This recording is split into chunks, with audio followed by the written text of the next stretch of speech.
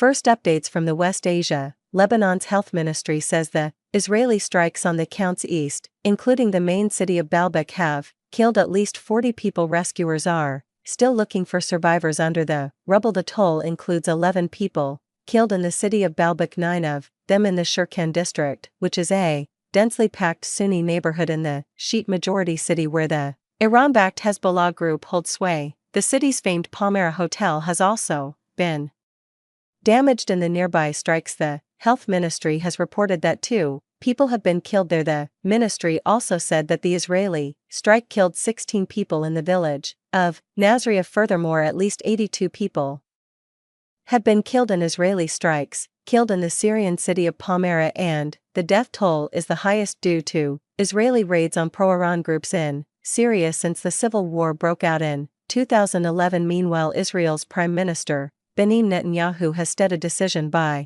the International Criminal Court to issue a warrant to arrest him for alleged war crimes as anti-Semitic. He described Thursday's decision as a dark day in the history of nations, vowing that measures will prevent him from continuing to defend Israel.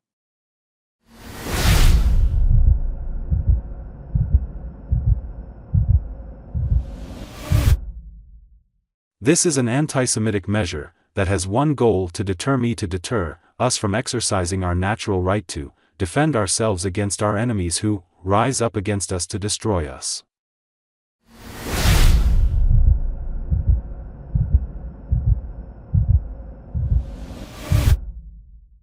In their decision, the ICC judges said that they were reasonable grounds to believe that Netanyahu and his former defense minister Yoav Gallant were criminally responsible for acts, including murder, persecution, and starvation as a weapon of war as part of a widespread and systematic attack against the civilian population of Gaza. The court also issued an arrest warrant for the Hamas military wing chief, Mohammed Dif, who Israel said was killed in an airstrike last July. U.S. President Joe Biden called the International Criminal Court arrest warrants for top Israeli leaders outrageous. In a statement, he said that the United States will always stand with Israel against threats to its security, and added that there is no equivalence between Israel and the Hamas. The White House said it fundamentally rejects the calls for arrest.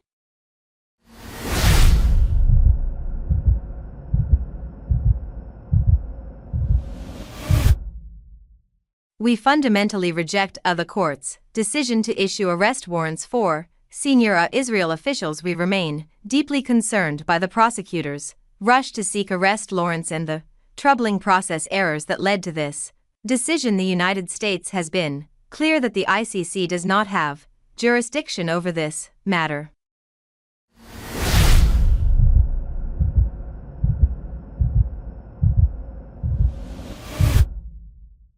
International Criminal Court, based in The Hague in the Netherlands, does not have its own police force to carry out arrests, and it relies on its 124 member states for that, with only limited diplomatic means to force them if they do not want to. Netanyahu's travel to the U.S. will remain unaffected, as both Israel and the United States are not signatories to the Rome Statute, the treaty that established the IC. However, the UK government, as one of the court's prominent member states, will be in a difficult position if Netanyahu pays a visit. Meanwhile, Dutch Foreign Minister Casper Wel Kamp has made it clear that Netanyahu will be arrested if he were to set foot on the Dutch soil. And other development, as envoy Amos Hootstein met with Israeli Defense Minister Israel Katz and the IDF chief, Lieutenant General Ari Halley, in Tel Aviv. In the Biden administration's point man on Israel and Nebulun has been working to push the sides towards agreement,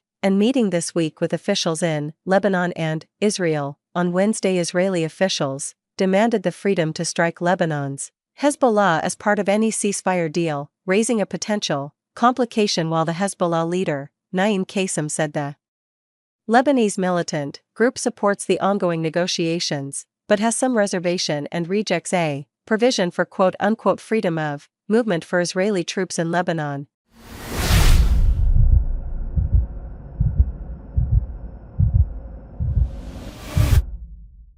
Thanks for watching this video.